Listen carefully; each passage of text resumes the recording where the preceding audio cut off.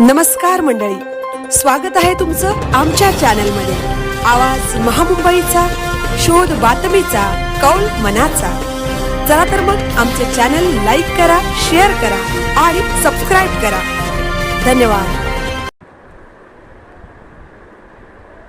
बँका, वाहतूक आणि सरकारी कामकाजावर परिणामाची शक्यता। नवीन कामगार संहितांपासून खाजगीकरण, वेतन व सामाजिक सुरक्षेच्या मुद्द्यांपर्यंत विविध मागण्यांसाठी केंद्रीय कामगार संघटना आणि शेतकरी संघटनांनी आज गुरुवार दिनांक 12 फेब्रुवारी रोजी देशव्यापी भारत बंदची हाक दिली आहे।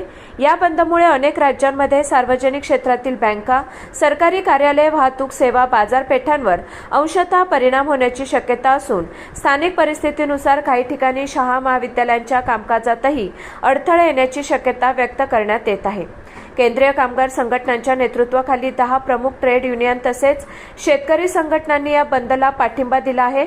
नव्या 4 कामगार संहितांचा निषेध, खाजगीकरणाला विरोध, किमान वेतन व सामाजिक सुरक्षेचे प्रश्न, मनरेगा मजबूत करण्याची मागणी, काही प्रास्ताविक विधेयकांना विरोध प्रमुख मुद्द्यांवर हा संप पुकारण्यात आला आहे। संघटनांच्या मते नव्या कामगार कायद्यामुळे कामगारांचे हक्क कमी होत असून नोकरीची सुरक्षितता धोक्यात येते। देशभर शाळा आणि महाविद्यालय बंद ठेवण्याचा अधिकृत आदेश नसला तरी काही राज्यात वाहतूक विस्कळीत झाल्यास किंवा स्थानिक संघटनांनी पाठिंबा दिल्यास शैक्षणिक संस्था बंद राहू शकतात। विशेषतः केरळ, कर्नाटक आणि ओडिशा येथे परिणाम जाणवण्याची शक्यता व्यक्त केली जात आहे।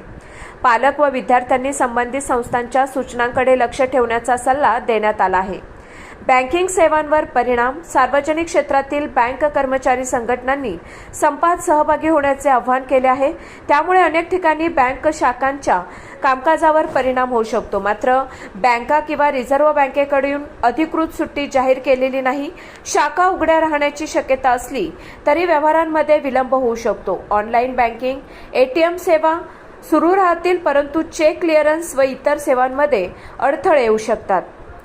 सरकारी कार्यालय आणि बाजारपेठा, काही भागात निदर्शने, रस्ते अडथळे किंवा चक्काजाममुळे सार्वजनिक वाहतूक विस्कळीत होण्याची शक्यता आहे। त्यामुळे बाजारपेठा, दुकाने आणि सरकारी कार्यालयांमध्ये कर्मचाऱ्यांची उपस्थिती कमी राहू शकते। परिस्थितीनुसार काही कार्यालये अंशतः बंद राहू शकतात।